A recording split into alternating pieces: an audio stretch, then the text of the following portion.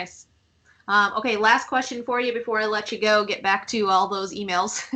Thank you. Yeah. Do you have any do's and don'ts for them as far as emails go? I know when I was coaching, I would get emails for the wrong school. They would call me Mr. Gregory when reaching out to me. So, do you have any just fun kind of do's and don'ts that you can leave our players with? Yeah, I think a good. I'll start with a don't. Okay. Don't forget to put your grad year.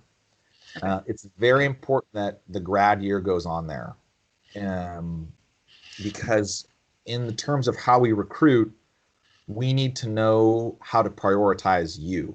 So if you send us a video and don't put your grad year on there, and we like your video, we don't know how to prioritize you, and so we don't know, like, should we contact them, should we not contact them? So it's kind of like this indecision thing. But you can really help us. The PSAs can really help us by putting that information on there. So if you're a 2021, let's say you're 2022, and you send us a video and we're like, wow, this is a great video. This guy looks like he's got a lot of potential.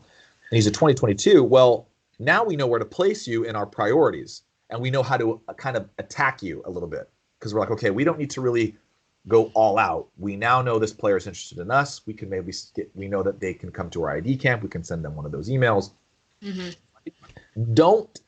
you don't put your grad year, we just kind of don't know how to approach you. So help us out that way by putting that information. That really helps us kind of know how to approach you and where you are in the recruiting process.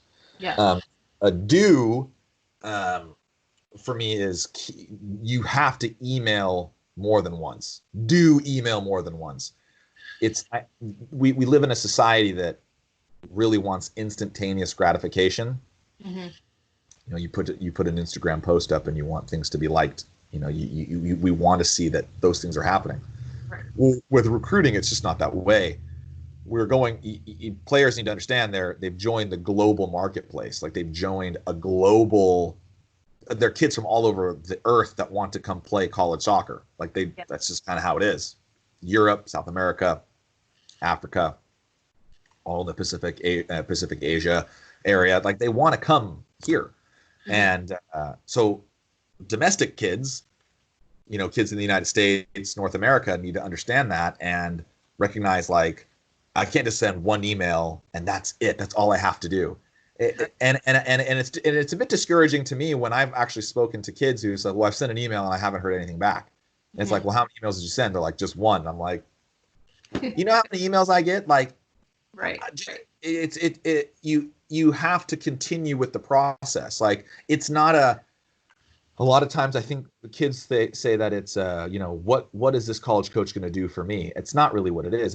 It's what the recruit is going to do for us. So you have to continue to knock on the door a bit. You have to continue to knock, and don't be discouraged when no one responds for a little bit. Doesn't mean they don't like you. That's not what it means.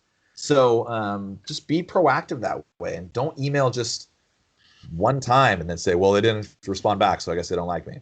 No, it's not how it works. So continue to email. I would say send an email every 2 weeks, every 3 weeks.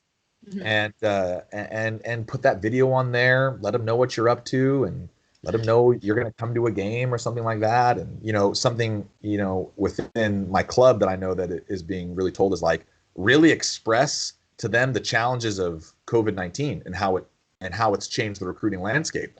And and you have to sympathize with the college coaches. We can't come see you play. It's not that we wouldn't want to. We just can't. So like I said, we're all in the same boat, and but those would be my definitely do's and don'ts. Don't include, if you don't include your 2020 your grad year, it's going to be hard for us. And continue the email. Absolutely.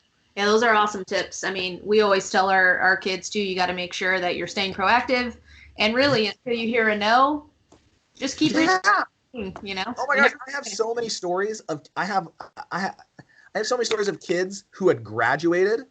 They graduated high school.